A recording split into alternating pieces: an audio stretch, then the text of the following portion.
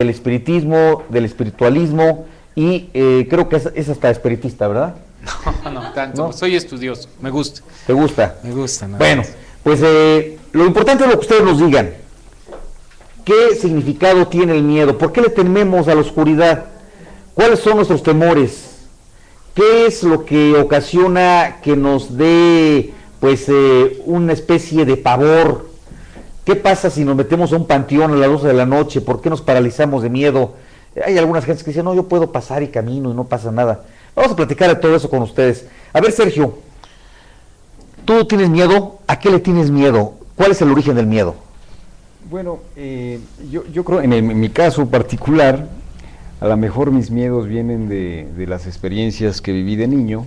Como todos los niños, pues en ocasiones nuestros familiares o nuestros padres, con razón o sin razón, para reforzar nuestra conducta, nos espantaban con el coco, ¿no? Entonces, yo creo que todos los niños hemos padecido ese tipo de situaciones, y algunos no las creíamos, algunos no, pero sí en ocasiones... ¿A ti te espantaban con el coco? Sí, por ¿Y cómo te lo supuesto. imaginabas tú? Pues yo me lo imaginaba grandote pues una especie de monstruo, y sí me daba temor, Y recuerdo. decía, ¿ay, nanita, viene el coco? Sí, por Pero ¿saben supuesto. que lo curioso de esto es de que viene de una situación atávica, lo del coco, porque esto viene el origen de las palmeras. En las palmeras son muy altas, decenas de metros de altura, y tienen por los racimos de los cocos. Y entonces de pronto gritaban, y era muy común en los lugares donde había muchas palmeras, muchos cocos, que gritaran, ¡coco! Y entonces toda la gente se tapaba la cabeza o se protegía porque podía ser un golpe mortal. Sí, por supuesto. Entonces realmente esa palabra, el coco, pues tenía una cierta tradición atávica, o sea, una situación de que al escuchar la palabra coco te daba miedo, precisamente. De recibir un golpe. Pero era de recibir un golpe, ¿no? Igual que el tema de aguas. Pues Sí. aguas. El tema de aguas es cuando, bueno, tú platícanos de los aguas, a ver. Las aguas en la colonia, obviamente no No había la colonia drenaje. No, la colonia en México, en la Sí. época colonial, Sí. no había el drenaje. Entonces la mayoría de la gente, por las El ventanas, por los drenaje balcones, era exterior, inclusive pasabas por las calles, las acequias, Ujú. y pasaba por ahí el agua rodada, Ujú. el agua negra que iba al arroyo Al o al desagüe. río, Ujú. o al desagüe. Ujú. Pero muchas gentes no tenían sus excusados cerca de su cuarto, entonces usaban las La famosas basinica o vasinilla. basinicas o bacín, O vacín. que se lo ponían abajo de las camas, ¿no? Entonces, cuando uno tenía ganas de ir al baño, pues hacía pipí, o sea, del 1, ahí en esas La basinicas. vacinilla, vacín. Y del 2 o popó también. A veces. A veces, si era muy de noche, pues no te veía salir el coco, y entonces pues te hacías en una orillita ahí para que no te olieran los vecinos, y guardabas ahí el vacín. Y entonces cuando salías, En la mañana. aventabas, abrías la ventana y decías aguas, para aventar fuera de la casa, fuera de la habitación, hacia la calle, pues sobre todo los orines. Los ¿no? orines. Los orines. Y era común que cuando de aguas, pues te tienes que proteger. Entonces también era parte del tema de miedo. Y hay otro tema muy común que se conoce con el shh. ¿Cuál creen ustedes que sea el origen? De silencio. Sí, es el silencio. Y eso es casi universal, ¿eh? O sea, en todos los países, cuando hacen shh, quiere decir silencio. ¿Cuál es el origen? ¿Se Eso sí, no imaginan? tengo idea. Bueno, yo se lo voy a comentar. Se lo vamos a comentar. El tema del shh es imitando una voz, digamos, un sonido onomatopéyico que tiene que ver con la serpiente. Ah, el cascabel. Cuando cualquier serpiente venenosa, el cascabel precisamente suena como unas shh. Entonces, tratando de imitar que podía una serpiente atacar, en ese momento nos poníamos alerta. Es una forma de decir peligro. Ujú. Entonces el shh significa universalmente peligro. Y viene también un asunto atávico que nos lleva a un origen del miedo. Generalmente todos los seres humanos le tememos a las serpientes. Sí. Porque es una cosa atávica. Como viene generación tras generación, y nuestros antepasados seguramente muchos fueron heridos o muertos por la serpiente, y sobre todo los heridos que tuvieron descendencia, queda alguna marca desde el punto de vista genético, un asunto atávico, como por ejemplo el miedo a las caídas. Si tú tomas un bebé recién nacido y de pronto sientes así el vacío, el bebé se estremece y levanta las manos. Si el bebé nunca ha tenido un golpe, ¿por qué se espanta ante el vacío? Porque es un asunto atávico, no es un asunto aprendido. Puede ser una situación que Genética. viene genética y cerebral, que está no en el neocórtex, que sería la parte superior del cerebro, La racional. sino la parte racional, sino más bien La amígdala. pues en el Instintiva. lóbulo, ¿no? En el, ¿cómo se llama? En el Lóbulo frontal. sí, en la parte más de origen que compartimos con las serpientes. Sí, la amígdala donde está todas las emociones y los instintos. Bueno, ¿qué piensas tú? ¿Es aprendido el miedo? Ya te di una pista, creo.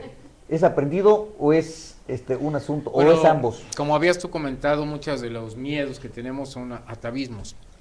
Por ejemplo, la imagen de la serpiente que atinadamente comentabas, si nos remitimos a la cultura hebrea, pues vamos a ver que representa al mal la serpiente que va a atentar a los padres de la humanidad, a Adán y más bien a Eva, y Eva es la que va a hacerle caso a la serpiente, a comer del fruto prohibido y a perder el paraíso, como dijera el mismo Juan Milton, ¿no? Sí, John mira, Milton. hay algunas fobias que nos están escribiendo aquí algunos amigos. Dice, bueno, ¿por qué no comenta las fobias o temor? Bueno, hay temor a las alturas, al agua, al fuego, temor a los hombres, dicen. Bueno, no, yo no he sabido, pero bueno, puede ser. Temor y odio a los pobres. Caray. Temor a vomitar. Temor a hablar en público. Temor a las mujeres. ¿Cómo ves? Pues sí, existen. Yo en la práctica hay un temor muy. En una ocasión, haciendo un examen de optometría, le ponía el foróptor, este aparato grandote de lentes que se le ponen a los pacientes para cambiarle cristales, y la paciente se empezó a llorar. Me dice, no, es que tengo miedo. No me haga eso. No me haga eso. Y yo pensé que me estaba haciendo una broma, pero no, era real. Me dice, es que me cuesta mucho trabajo, me siento Como claustrofóbica. Ajá.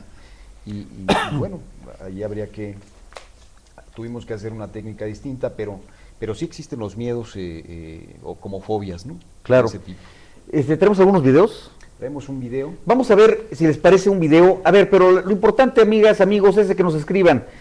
Hay un recuadrito abajo de su pantalla, se nos están viendo por internet, que nos pueden escribir ahí y de inmediato yo leo su mensaje, o bien a través de Facebook, a través de Twitter, estamos a sus órdenes. Vamos a ver el video. Dura unos breves segundos, no se vayan.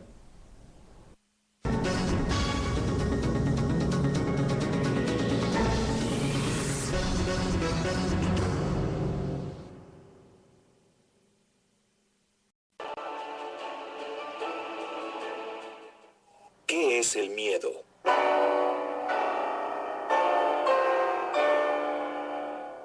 Junto a miedos ancestrales, la muerte, el dolor, las enfermedades o miedos permanentes, la guerra, el hambre, la pobreza o las carestías. Cada época y cada cultura ha demostrado que ha desarrollado sus miedos propios y específicos. Pero, ¿qué es el miedo? ¿Qué mecanismo es el que se pone en marcha en nuestras mentes, en el cuerpo y en el cerebro y provoca que sintamos miedo? Charles Darwin, en su libro La expresión de las emociones, describió así los efectos del miedo en el hombre. Con frecuencia el miedo es precedido por el aturdimiento. Los ojos y la boca se abren de par en par. Las cejas se levantan. El hombre espantado primero permanece inmóvil y sin respirar, como una estatua. El corazón le late precipitada y violentamente. La piel empalidece como al inicio de un síncope. En los casos de horror intenso se produce una sorprendente transpiración. Dicho fenómeno es un tanto más relevante porque en ese momento la superficie cutánea está fría, de lo que deriva el término popular de sudar frío. Además, los vellos se erizan y algunos escalofríos recorren los músculos superficiales. Al mismo tiempo en que la circulación se altera, la respiración se precipita. Las glándulas salivales funcionan de forma imperfecta. La boca se seca, se abre y se cierra con frecuencia.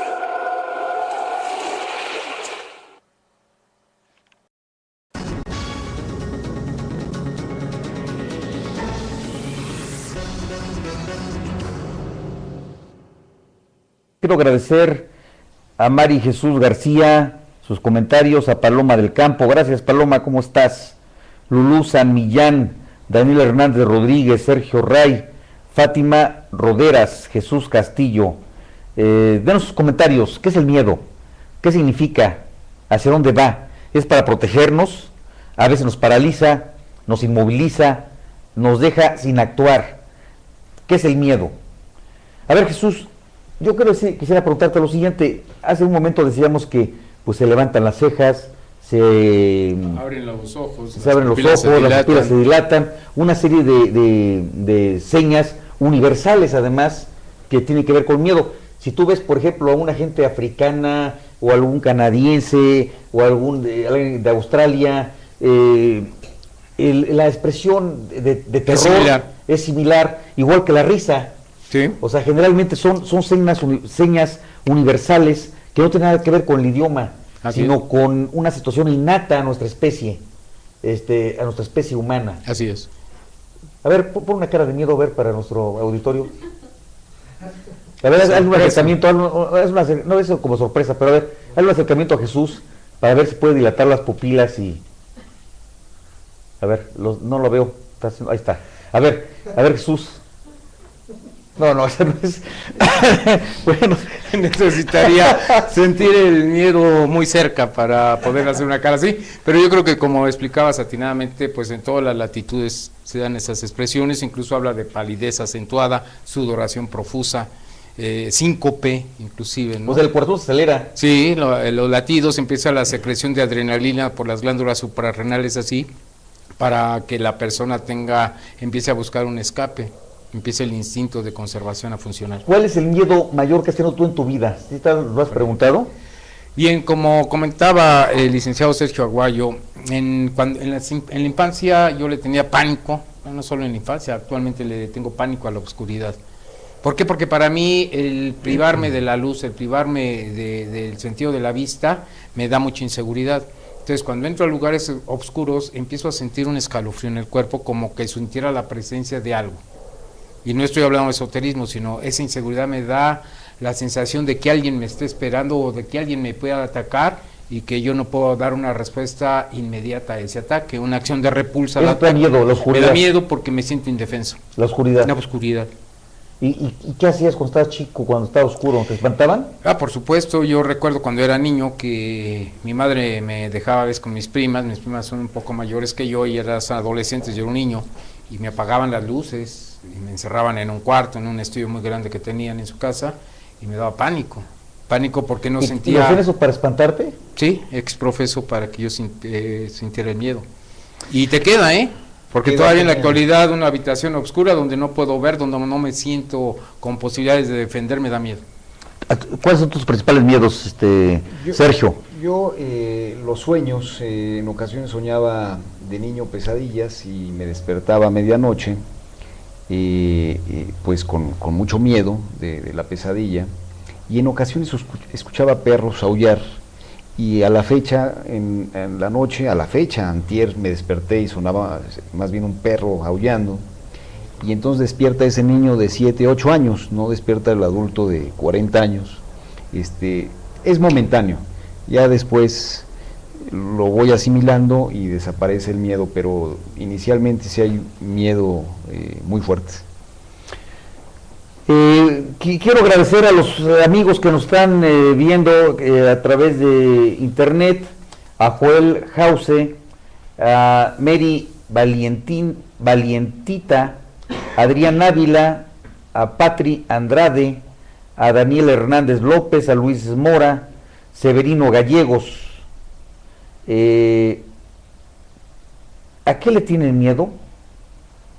Paloma del Campo nos dice a las arañas y estar en un lugar lleno de gente. Fíjate que esta aracnifobia que le llaman es muy común en mucha gente.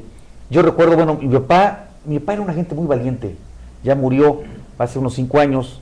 Él era una gente muy, muy bragada, muy valiente, pero se le tenía miedo a las arañas. O sea, se enfrentaba a ellas desde luego, pero sí les tenía miedo. O sea, finalmente él siempre buscaba, cuando se iba a dormir, levantaba todas las sábanas de la cama para verificar que no hubiera alguna araña, y los zapatos los golpeaba del tacón para evitar que se hubiera metido alguna araña. Y le tenía miedo a las arañas. Luego dice Mari Jesús García, yo soy claustrofóbica, es decir, le tiene miedo a los lugares cerrados. Jesús Castillo, yo tenía miedo a las alturas y la superé, pero da mucho miedo el fracaso. Bueno, es otro tema de tener miedo al fracaso. Hay mucha gente que dice, yo tengo miedo a hablar en público, otro miedo al fracaso, otro miedo al ridículo. A mí, por ejemplo, me gusta, voy a hacer una confesión, a mí me gusta ver los bailes, pero no me gusta bailar porque no sé. Y le tienes miedo al ridículo. Le tengo miedo al ridículo, porque si bueno, pues ¿qué tal no me sale el pasito tuntún, no? Por ejemplo. Luego, Lulú Ávila, a mí me dan mucho miedo los enanos. Bueno, Lulú Ávila, yo creo que estás vacilando. O así como le dan miedo a los enanos, o a menos de que tenga alguna cosa, Sí, pues andálica. Puede ser que sí. Con todo respeto, a las personas que tienen el problema de enanismo. Persona de talla pequeña le llaman ahora. Sí. Personas de talla pequeña, porque finalmente... Cuando eres niño. Sí, pues cuando los niños les tienen miedo. A mí me daba eso y le tenía pánico a los payasos. Un payaso te da miedo. Pánico. O sea, como que era una cosa Como que era terrorífica. satánico.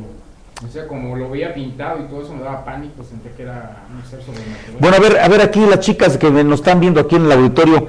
A ver, Claudia, ¿a qué le tienen miedo? A las alturas. Que dice Claudia que le tiene miedo a las alturas también. A ver, Sandra. Al encierro claustrofóbico. El encierro claustrofóbico, bueno, que sean más ocurrentes, un miedo más extraño. Espero que no tengan miedo a los diputados, porque entonces sí vamos a estar bien. A ver, No, yo eso le dije el otro día que no. a ver, don Jorge. A mi mujer. Dice Jorge que el tiene miedo a su mujer. Bueno, pues es que no seas así, ¿eh? Luego, ¿qué? ¿Te tienes miedo en los días de quincena o cuando llegas tarde o de todas las cosas? Cuando no llega, dice, oye, como el chiste aquel, que es un chiste con él, pero bueno, lo voy a platicar. Sucede que de pronto llega un amigo como Jorge ahí, que llegó muy tarde, pero además llega medio borracho, de esos irresponsables que se emborrachan en lugar de ser hombres íntegros, Que no ven adicciones. que no ven adicciones, que no ven el problema de adicciones, se emborrachan y llegan y toca la puerta. ¿Saben ustedes cuál es la diferencia entre valiente y temerario? Bueno, el valiente es una persona que enfrenta el miedo y sale airoso de él. El temerario es el que va más allá y O sea, la diferencia sería la siguiente: un valiente llega, abre la puerta y ve a la esposa y le dice, ¿dónde vienes? Vengo con mis amigos y ¿qué? Déjame pasar porque vengo cansado. Es un hombre valiente. Pero un hombre temerario es cuando llega a ver a la esposa con una escoba y dice, ¿qué? ¿Vas a barrer o vas a volar? Ese es un hombre temerario. No, es broma, con todo respeto a las damas que nos están viendo, les mando un abrazo cordial. ¿Cuál es tu miedo, Raúl? A los temblores. A los temblores. Ese es un miedo bueno, positivo, mientras no te paralice. A ver, Raúl. Al agua. ¿Al agua? O sea, Al mar. o sea, ¿no sabe nadar? Sí sé nadar, pero me da miedo. Dice que sabe nadar, pero le da miedo el agua. Bueno, es también una cosa, Tavi, que ahorita vamos a comentar sobre el fuego y sobre el agua. Tilapia. A las alturas, muchísimo. Mucho miedo a las alturas. Y aquí lo tenemos en las azoteas verdes, y con razón no sube fácilmente. La verdad es que se subió aquí a la azotea, se subió por una ventana, y yo, se brincó en una ventana, y entonces se quería regresar, y yo veía que empezaba a batallar mucho, y vi claramente que se iba a caer. Y le dije, así no te subas porque te vas a caer. Y en el momento que estaba haciendo caer, iba hacia de espaldas, atacado de risa. Y entonces a partir de ahí le tiene miedo a las alturas. Diana. A mi jefe. A tu jefe. ¿Quién es su jefe? Bueno, A ver, ¿por qué al fuego y por qué al agua, Jesús? Bueno, hay muchos casos y muchas leyendas y muchas explicaciones. Hay gente que cree en la reencarnación. No sé, Sí. hay un libro de Brian Wells que dice que todos esos atavismos y todos estos miedos no es más que el producto de problemas que se tuvieron en vidas pasadas y que incluso causaron la muerte en una vida anterior y que eso se trae a esta vida. Obviamente puede ser leyenda, lo que ustedes quieran, los que crean en la reencarnación bien, los que no también, ¿no? Eso nos dice Brian Wells. El miedo al agua, ahogarse, se da por esa falta de oxigenación que siente la sofocación. Entonces, cuando una persona tiene una experiencia traumática de sofocación, no precisamente en agua, pero sí la sofocación, le tiene de cierto modo miedo a ahogarse. No es al agua en sí, sino a ahogarse. ¿Tú qué piensas, Sergio? Sí, yo creo que también puede ser producto de la experiencia. En el caso de, por ejemplo, del agua, yo también sé algo nadar, pero el agua me sigue dando mucho temor, incluso en una alberca. Es decir, no sentir el piso, floto, pero me da mucho temor. Sí podría incluso tener un ataque de ansiedad en una de esas. Pues fíjate que a mí me pasó una cosa muy, muy curiosa. Yo aprendí primero a bucear que a nadar. O sea, de entrada yo estaba llevando un curso de buceo y ya me metía yo y bajé 30 metros, 50 metros. Estuvimos empezando a bucear primero en una alberca, luego nos fuimos al Golfo, luego estuvimos en Playa del Carmen, luego en el Caribe, en todo el Caribe estuvimos buceando y de pronto me certificaron como buzo. Y pues sé nadar muy poco, de hecho no aprendí bien a nadar, pero sí, y no me da miedo el agua. Al contrario, me da una cierta, se pone uno las aletas y el tanque, y una sensación de paz impresionante, porque además puedes flotar y puedes subir, o sea, puedes dominar el flotar en el agua. Es una sensación de ingravidez también, ¿no? Sí, claro, y de ahí la usa, ¿no? Cervantes dice, en el pasaje bíblico del huerto de Getsemaní, Jesús de Nazaret pide a su padre que le evite pasar por ese cáliz. ¿Cuál cáliz? Bueno, el cáliz era el temor a la muerte, seguramente, a la crucifixión. Y toda la pasión. Entonces era Jesús, la parte humana de Jesús. Jesús el hombre manifiesta un temor, claro, al pasar por ese cáliz que es la crucifixión. Pues ¿quién no le va a tener miedo a una crucifixión? Y como lo hacían los romanos, que primero les metían unos clavos aquí en las muñecas, en este hueso, que es hueco, metían un clavo en esas partes de acá. Y luego, con los pies cruzados o separados, les ponían clavos con las rodillas un poco flexas. Y esto lo hacían así para provocar que cuando se está colgando los brazos, empieza a faltarte el aire, porque todo se asfixia. Primero entonces los músculos de los brazos están jalando para poder respirar. Entonces, cada vez que respirabas tienes que jalar, respiras y te sueltas, respiras y te sueltas. Llega el momento que horas después los músculos de los brazos ya no te responden, están agotados. Y entonces utiliza también las piernas para empujarte y poder respirar. Llega el momento que también, pues eso es muy doloroso. Imagínate el dolor terrible que causa jalarse de los músculos para poder respirar. Y donde están las heridas, precisamente, pues era un dolor insoportable.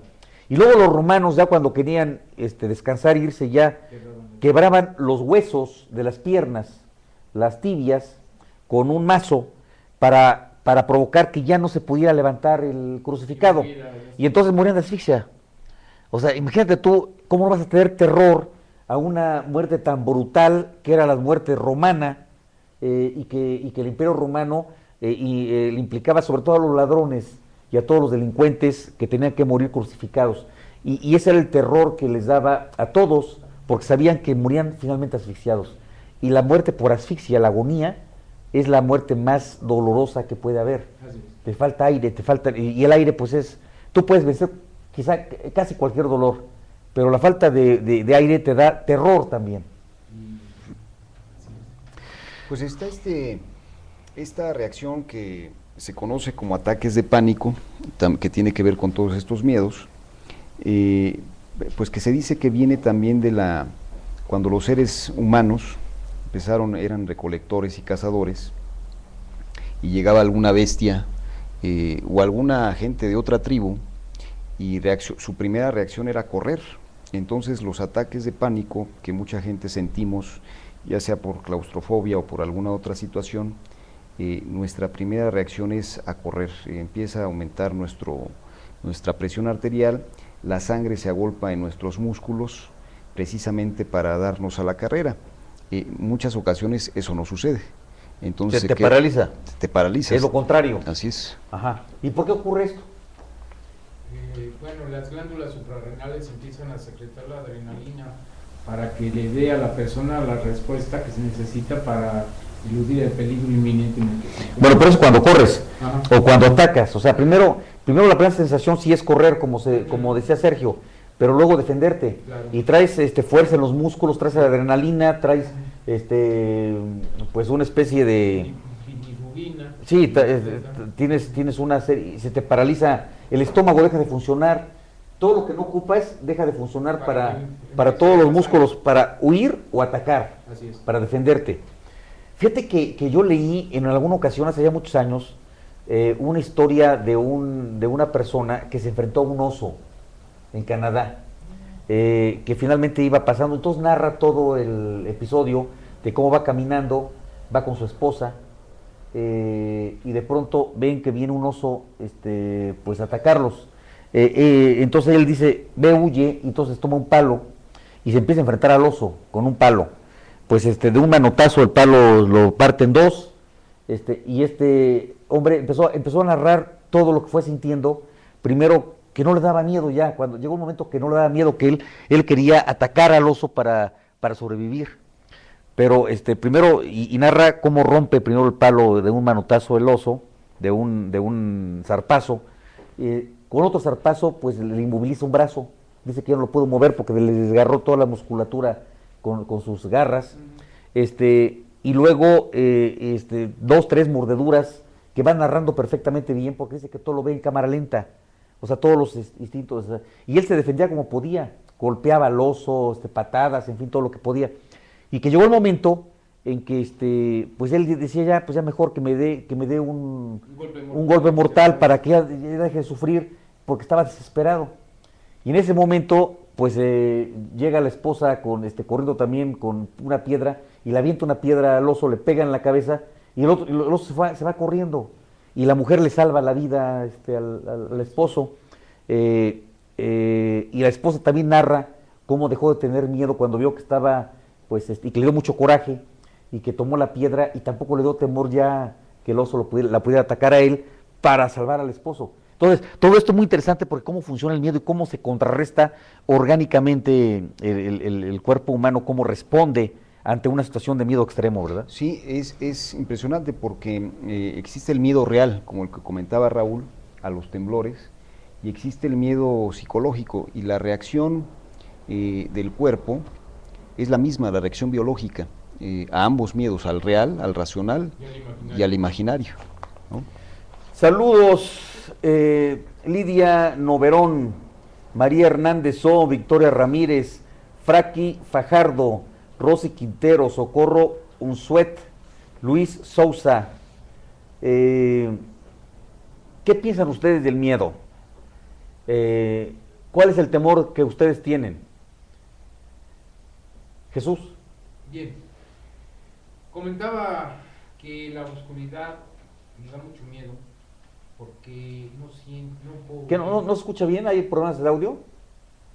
Que Jesús tiene problemas de audio. A ver, ¿puedes hablar más fuerte? Sí, a ver, checar está prendido, a ver. La oscuridad me da bastante miedo porque no... O si quieres, a ver, mientras te cambian el micrófono, a ver, o dale otro micrófono, aquí mientras platicamos con Sergio.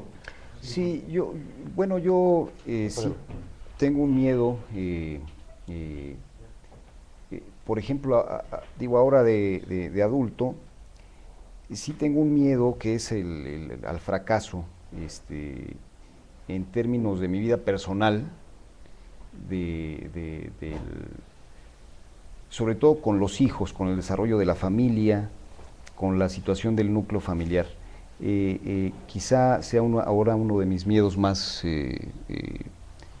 quizá más racionales más temibles, el miedo a que este núcleo familiar pueda yo fracasar en alguna A de ver, esas etapas. ahora ya se escucha, a ver, veamos.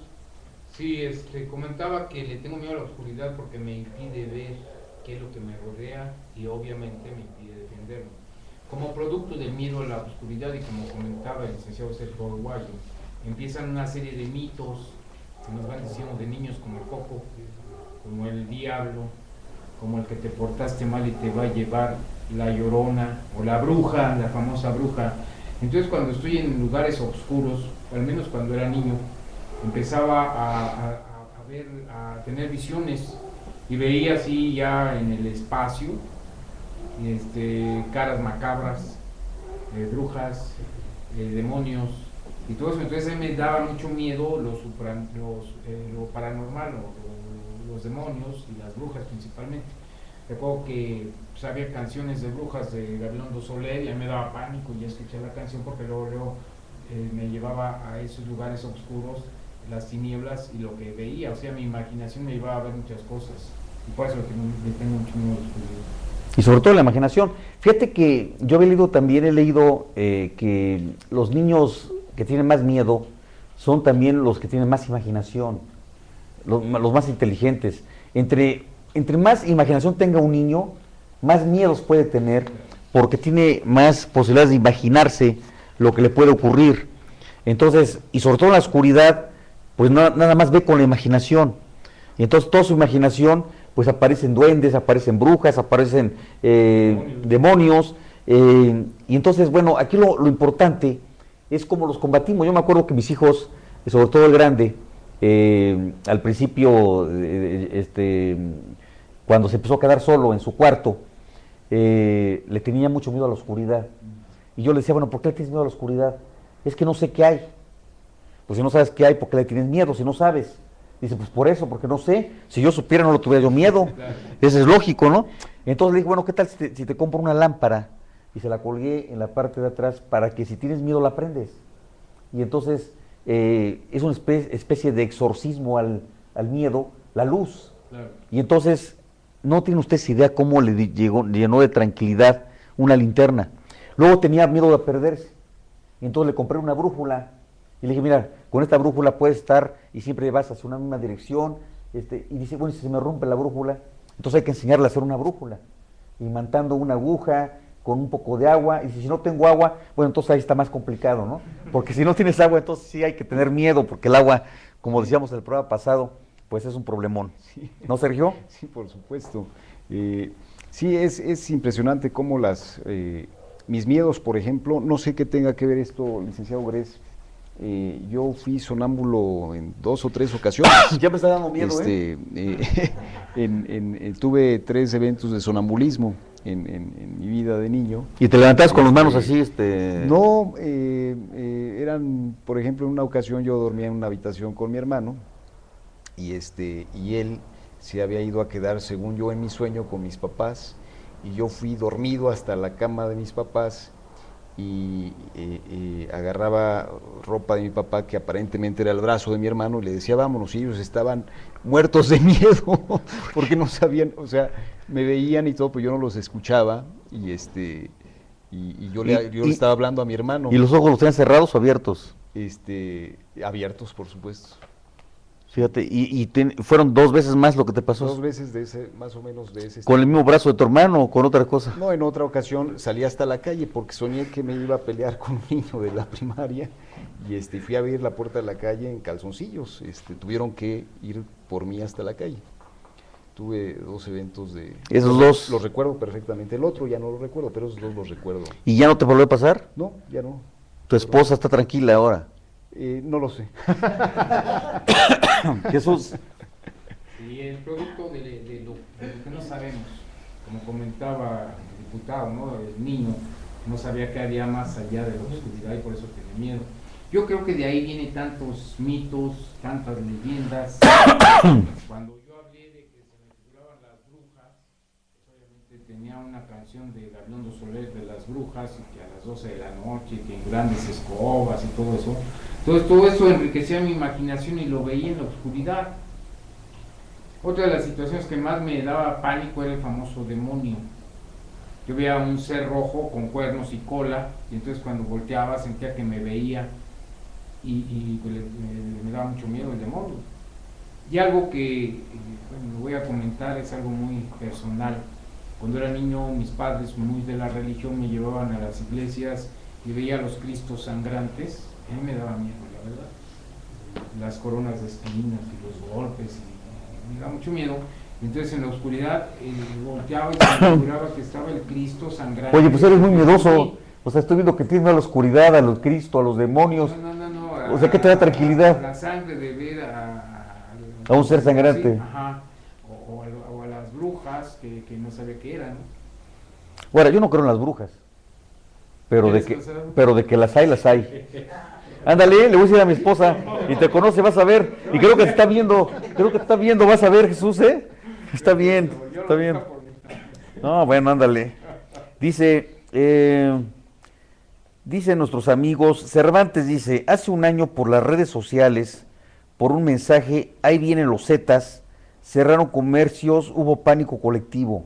Bueno, pánico colectivo también es otro tema que no hemos tratado. Sí, hay, por ejemplo, yo cuando veo películas de terror con mi familia, se queda y empezamos a platicar, incluso ya empezamos a platicar de temas de terror, incluso con mi madre que nos contaba muchas cosas, ella es de Guanajuato, y nos contaba mucho esto de las brujas, de las luces en los cerros, y se creaba una especie de ambiente tenso, de miedo. Y las caras de cada uno de ustedes sí. iba retroalimentando el miedo. Y ella lo hacía a propósito, perdón si me está escuchando, pero era cuando se iba a la luz, cuando a la luz de las velas nos contaba estas historias. Pero era divertido eso, ¿no? Era muy divertido, pero a la vez era escalofriante porque la vela en el rostro hace hace que los rostros se muevan. Sí, cuando trepita la vela, las sombras se mueven y aunque tú no muevas tu cara, se está moviendo el rostro. Así es, o la expresión cambia. Ahora,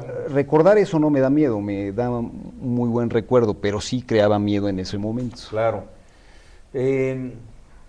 Ana Díaz, tengo miedo a los extraterrestres, a los tiburones, a los truenos, al peligro, al mar, a lo sobrenatural y más al ser humano en general, a lo desconocido, a no tener el control de mí misma.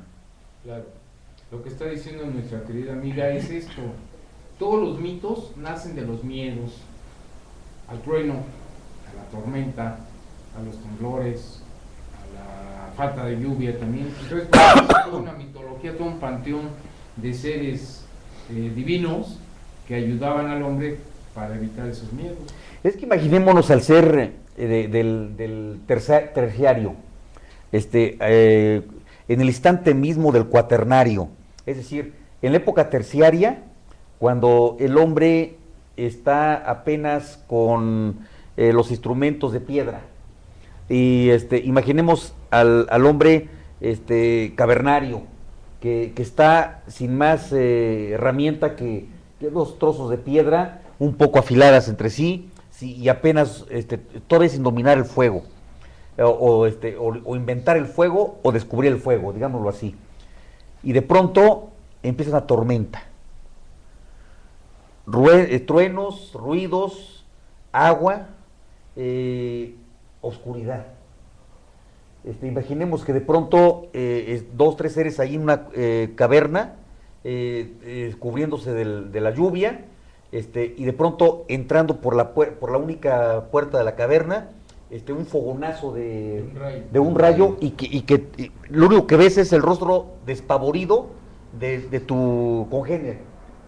Y el ruido, y luego un chillido del otro compañero o de la compañera, llantos, frío, miedo, pavor, y de pronto imaginemos que cesa esto y que de pronto empieza un sol magnífico una mañana espléndida, pues vas a adorar al sol. Claro. En ese momento vas a te arrodillas porque el sol te está dando protección, te está dando seguridad.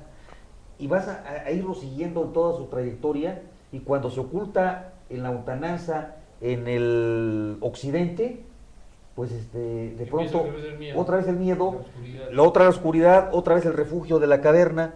Entonces imagínate el terror. Cuando el hombre llega al cuaternario y cuando ya empieza a dominar pues la chispa, el fuego, ya le da más tranquilidad, y de ahí viene el hogar, el calor, un poco la seguridad, sabiendo que pues está más seguro en la caverna y con sus compañeros ahí alrededor de esa llama que tú señalabas hace Sí. un momento, de esa conversación que te da miedo por otra seguridad, Así es. porque van juntos, están juntos con la familia. Sí, es espectral, da miedo en su momento, y se contagia además, es muy... es más, usted comentaba que habría que ir a visitar un panteón, que me parece buena idea y yo lo haría, pero... Te voy a invitar. Pero también habría que ver cuántos podríamos controlar nuestro miedo, ¿no? Para no sufrir un accidente, por ejemplo, ¿no? Nosotros hacíamos pruebas de valor. Ahí, por la cerca de Texcoco, teníamos una casa, bueno, todavía la tenemos, una casa que era de mis abuelos, que es una casa, tú la conoces, es una casa del siglo XVIII, de paredes de adobe, en un pueblito pues, muy modesto, pero cerca de las pirámides de Huexotla, pirámides donde inclusive se armaron ahí, en esa parte de ese pueblo, se armaron precisamente los bergantines, donde se subió Cortés con sus hombres para dar el asalto final a Tenochtitlan. Bueno, pues en esa zona hay varios panteones, y nosotros de pequeños íbamos con nuestros hermanos, nuestros amigos, y hacíamos pruebas de valor. Entonces íbamos 4 o 5 amigos y decíamos, ¿sabes qué? A ver, le toca primero a fulano para que vaya caminando a dejar hasta la última tumba que estaba en el panteón una prueba de valor, que era su cuchillo o alguna cosa que llevaba, y tenía que regresar solo. Una vez saliendo del panteón, iba el siguiente y el siguiente y el siguiente. Y luego íbamos todos juntos para ver quién se había rajado y quién no había llegado hasta el final del panteón a dejar la prueba de valor. Y entonces, y aquel que no hubiera podido cumplir el asunto, pues le dábamos un castigo. Y bueno, yo hice esto, lo confieso, con mis hijos y mis sobrinos. Los juntaba yo ahí y les decía, ahora vas a hacer prueba de valor. Entonces mi hijo empezaba así a temblar. Marquito, ¿tienes miedo? Sí, lo reconozco, pero voy a ir.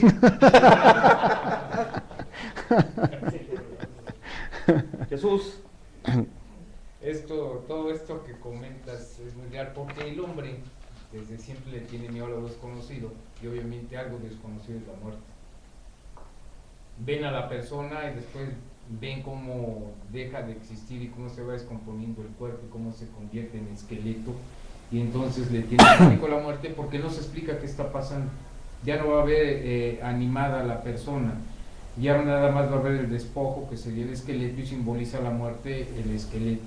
Como es desconocido, empiezan a hacer los entierros, dicen algunos que saben de esto, que empiezan a hacer los entierros a efecto de que ya no regresaran a este mundo, sino que se quedaran enterrados. Sí, para que no tuviera el aspecto de regresar a los muertos vivientes, que le Así llamaban. es, los zombies. Pero fíjate que interesante lo que estás diciendo.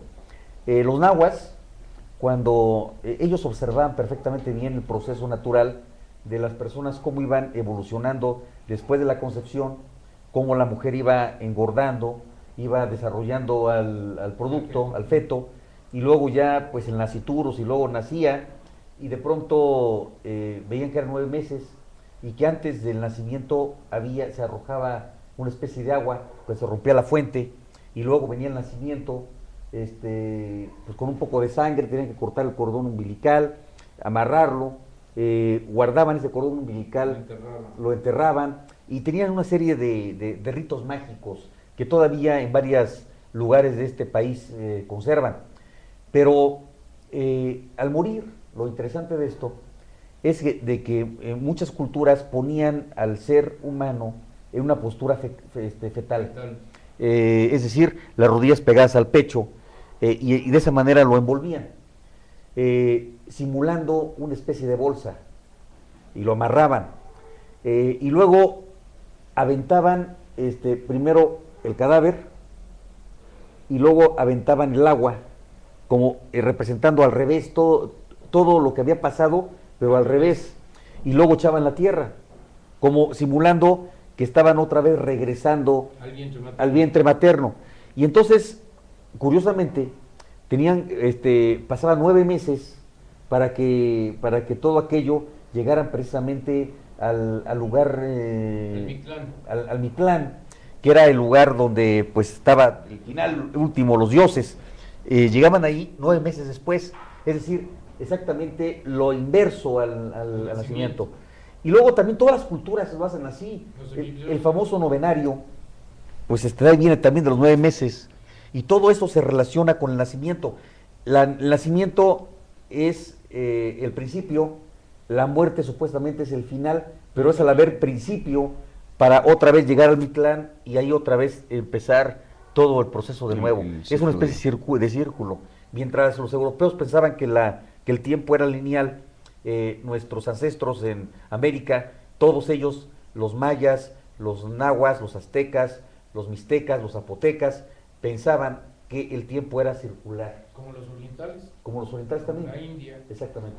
En Japón, así es. Sergio. Pues sí, es impresionante, esto nos lleva finalmente al miedo supremo, al miedo de morir, al miedo que todos experimentamos o tenemos algunos días o algunos momentos de dejar de existir, ¿no? Tanto nosotros mismos como el miedo de que alguno de nuestros gentes cercanas, familiares, amigos, compañeros de trabajo, mueran, ¿no? Eso es un miedo real, pues que siempre va a estar ahí. Y que siempre se cumple, porque finalmente son miedos que vamos a enfrentar y por eso también es el mismo miedo, porque finalmente todos nos tenemos que morir algún día, o sea, vivos no vamos a salir de este mundo, tenemos que entregar el equipo, como decían, de tarde que temprano, y entonces más nos vale prepararnos para ese tránsito, para nosotros, pero para también nuestros familiares. Entonces finalmente ese es parte del tema. Bueno, pero a ver, Jesús, ¿dominaste tus miedos? ¿O todavía tienes? Hay algunas situaciones que sí he dominado. Hay situaciones que todavía en la actualidad a mis 57 años no logro dominar. Los entiendo, los acepto, o sea, intelectualmente lo acepto, emocionalmente no. Tú y yo fuimos compañeros de la prepa. Así es. Tú un poquito bueno, bastante más grande que yo. Pero parece que fueron 10, ¿verdad? Pero platícales al auditorio cómo hacíamos la estampida. O sea, cómo provocaba yo estampidas en la preparatoria. Nos organizábamos y nos ponemos aquí cuando yo les diga a correr, pero desbocados. Y agarrábamos en grupo, todos los amigos que nos juntábamos con el diputado, nos poníamos en la hasta-bandera y empezamos a correr como locos. Entonces toda la gente de la preparatoria nos veía correr y empezaban a correr ellos y empezaban a correr todos. ¿Y qué corren? Nadie sabía por qué corríamos. Nosotros sí sabíamos porque ya nos había dicho, pues toda la gente, ¿y por qué corres? ¿Quién sabe? Pues tú corre. Y eran las famosas estampidas que organizábamos. Y además, fíjate, lo hacíamos muy real porque hasta ensayábamos. Entonces de pronto, ¡corran! Y entonces empezamos a correr con la cara de terror que más podíamos, soltábamos los libros y corríamos. Cuando la gente veía que los libros los azotábamos y seguíamos corriendo, la gente pensaba que era una situación muy real, de peligro, y corrían. Y no sabíamos para qué. Y muy simpático, porque una persona me alcanzó, ¿te acuerdas? Sí. Que le decíamos el tapón, ¿no? Sí, no me acuerdo. Sí, era un bajito, parecíamos el tapón, pero era gordito. Pero ¿cómo corría? Nos alcanzó y me decía, ¿por qué corremos? Bueno, eso ahorita me acordé del tema del pánico colectivo. El pánico colectivo, ¿no? Así es.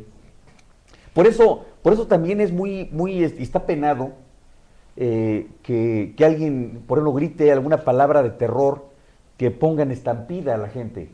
Los estadios. Por ejemplo, imagínense ustedes cuando alguien grita fuego y puede provocar una especie de terror colectivo que puede provocar lesionados, accidentes, porque la gente sale despavorida y puede ser muy grave. O como en el estadio de fútbol que de pronto escucharon balazos afuera del estadio lejos, pero toda la gente se espantó y corrió hacia el centro de las canchas, algunos acostados ahí en las gradas y los pisaban, porque la gente estaba despavorida. Y cuando la gente tiene terror, hay que tener miedo. Claro, ay, sí, hay que tener miedo. Hay que tener miedo cuando la gente tiene terror. Bueno, pues yo tengo un miedo ahorita aquí, se los voy a confesar, de que ese que tilapia no nos termine El proyecto. el proyecto. Platícanos del proyecto de tilapia, por favor. Bueno, el proyecto se trata de la agricultura urbana, que ya está pues a muy poco tiempo de llegar al éxito en cuanto a la instalación. Ya la próxima semana yo creo que ya la tenemos. Esta semana el jueves ya la tenemos, y en cuanto a la mojarra tilapia que vamos a tener nuestra granja este mismo jueves, yo creo que ya no debe de tener miedo, diputado. ¿Crees tú que...? Yo creo que el miedo racional que tenía puede ser irracional ya para la siguiente semana.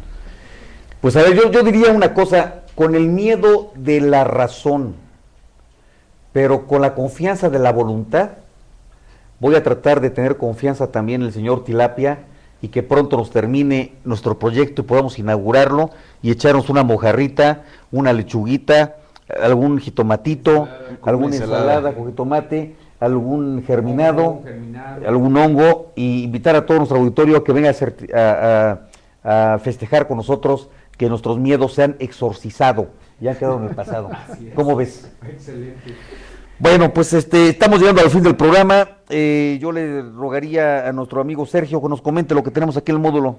Claro, amigas y amigos, recuerden el martes salud visual de 12 a 5 de la tarde, lunes, martes y jueves salud dental de 3 a 6 de la tarde, taekwondo lunes, miércoles y viernes de 4 a 6, taebo jueves y viernes de 9 a 10 de la mañana, guitarra jueves de 4 a 6 de la tarde, yoga para adultos lunes y viernes de 10 a 11 de la mañana, yoga infantil martes y jueves de 4 a 5, asesoría en materia de muebles hay que hacer previa cita al 6386-7630, y asesoría jurídica, orientación y gestiones ciudadanas de lunes a viernes de 10 de la mañana a 7 de la noche. Antes de irnos, les comento algo que ocurrió en la realidad. Un amigo nuestro, que fue compañero inclusive en la preparatoria también, que tenía mucho miedo a las alturas, pavor a las alturas. Inclusive recuerdo que en alguna ocasión nos subimos, siendo muy jóvenes, a uno de esos martillos, de esos que sube uno adelante, uno atrás, y luego da la vuelta, y se sube uno adelante y uno atrás, y luego empieza a dar vueltas, ¿no? De pronto, pues él tenía mucho miedo, pero casi lo obligamos a subirse, y de pronto ya que se sube, sintió tanto pavor, que con el dedito le picaba al operador que estaba amarrando al de enfrente: bájame. No, ya no se puede bajar, señor, bájame o te mato. Y entonces, pues ya de plano sí lo bajó, pero es que dice que le dio terror, de pronto pensar que iba a estar arriba, y le daba un pavor terrible. Y en alguna ocasión estuvimos en Isla del Padre, ahí yo tuve la oportunidad de subirme y de amarrarme a esta famosa liga, ¿cómo se llama? Bungee. Al bungee de 60 metros de la Isla del Padre. Y nos subimos varios amigos, y él no se quiso subir casi lo queríamos obligar, y luego nos dijo: ¿sabes qué? Es que yo le tengo pavor, no sé por qué a las alturas, y yo creo que moriré de un infarto.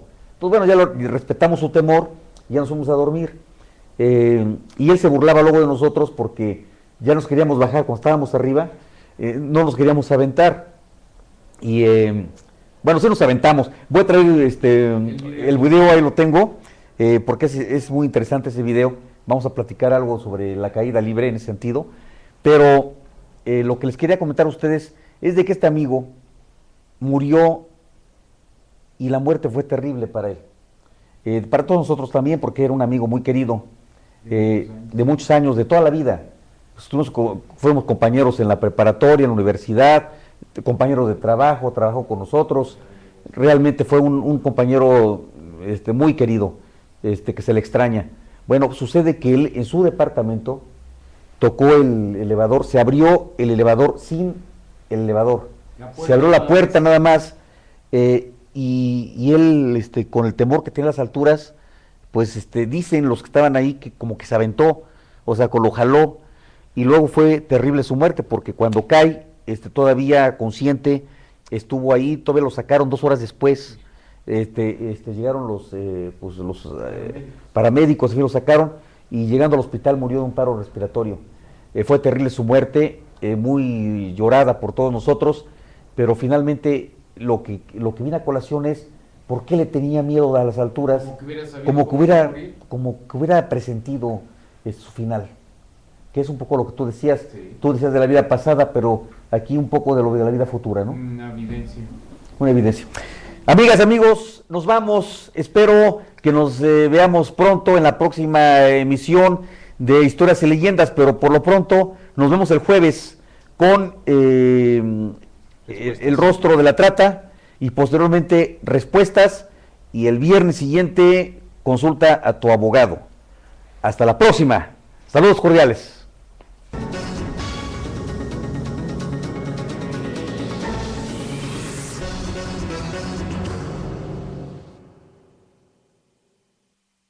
Precisamente, pero era de recibir un golpe, ¿no? Igual que el tema de aguas. Pues sí. Aguas. El tema de aguas es cuando, bueno, tú platícanos de los aguas, a ver. Las aguas en la colonia, obviamente no había había drenaje. Colonia No, la colonia en México, en la sí. época colonial, sí. No había el drenaje.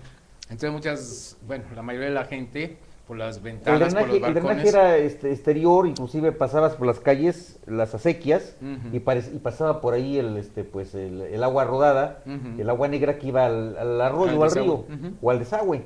Pero muchas gentes no tenían sus excusados cerca de su cuarto, entonces usaban las famosas basinicas o bacín, o bacín, que se lo ponían abajo de las camas, ¿no? Entonces cuando uno tenía ganas de ir al baño, pues hacía pipí, o sea, del 1, ahí en esas la vacinilla, bacín. Y del 2 o popó también. A veces, si era muy de noche, pues no te vaya a salir el coco, y entonces pues te hacías en una orillita ahí para que no te olieran los vecinos, y guardabas ahí el vacín, y entonces cuando salías, en la mañana, abrías la ventana y decías aguas, para aventar fuera de la casa, fuera de la habitación, hacia la calle, pues sobre todo los orines. Los orines. Y era común que cuando de aguas, pues te tenías que proteger. Entonces también era parte del tema de miedo. Y hay otro tema muy común que se conoce con el shh. ¿Cuál creen ustedes que sea el origen? Del silencio. Sí, es el silencio. Y eso es casi universal, ¿eh? O sea, en todos los países, cuando hacen shh, quiere decir silencio. ¿Cuál es el origen? ¿Se imaginan? No tengo idea. Bueno, yo se lo voy a comentar. Se lo vamos a comentar. El tema del shh es imitando una voz, digamos, un sonido onomatopéyico que tiene que ver con la serpiente. El cascabel. Cuando cualquier serpiente venenosa, el cascabel precisamente suena del espiritismo, del espiritualismo, y creo que es hasta espiritista, ¿verdad? No tanto, ¿no? Soy estudioso, me gusta. ¿Te gusta? Me gusta. Bueno, pues lo importante es lo que ustedes nos digan. ¿Qué significado tiene el miedo? ¿Por qué le tememos a la oscuridad? ¿Cuáles son nuestros temores? ¿Qué es lo que ocasiona que nos dé, pues, una especie de pavor? ¿Qué pasa si nos metemos a un panteón a las 12 de la noche? ¿Por qué nos paralizamos de miedo? Hay algunas gentes que dicen, no, yo puedo pasar y camino y no pasa nada. Vamos a platicar de todo eso con ustedes. A ver, Sergio, ¿tú tienes miedo? ¿A qué le tienes miedo? ¿Cuál es el origen del miedo? Bueno, yo creo, en mi caso particular, a lo mejor mis miedos vienen de las experiencias que viví de niño. Como todos los niños, pues en ocasiones nuestros familiares o nuestros padres, con razón o sin razón, para reforzar nuestra conducta, nos espantaban con el coco, ¿no? Entonces, yo creo que todos los niños hemos padecido ese tipo de situaciones, y algunos no las creíamos, algunos no, pero sí en ocasiones... ¿A ti te espantaban con el coco? Sí, por supuesto. ¿Y cómo te lo imaginabas tú? Pues yo me lo imaginaba grandote y pues una especie de monstruo.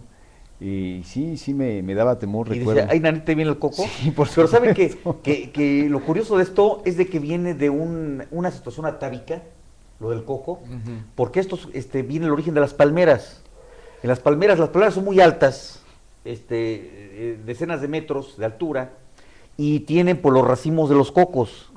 Y entonces de pronto gritaban, y era muy común en lugares donde había muchas palmeras, muchos cocos, que gritaran ¡Coco! Y entonces toda la gente se tapaba la cabeza o se protegía porque podía ser un golpe mortal. Sí, por supuesto. Entonces realmente esa palabra, el coco, pues tenía una cierta tradición atávica, o sea, una situación de que al escuchar la palabra coco te daba miedo, como unas... Entonces, tratando de imitar que podía una serpiente atacar, en ese momento nos poníamos alerta. Es una forma de decir peligro.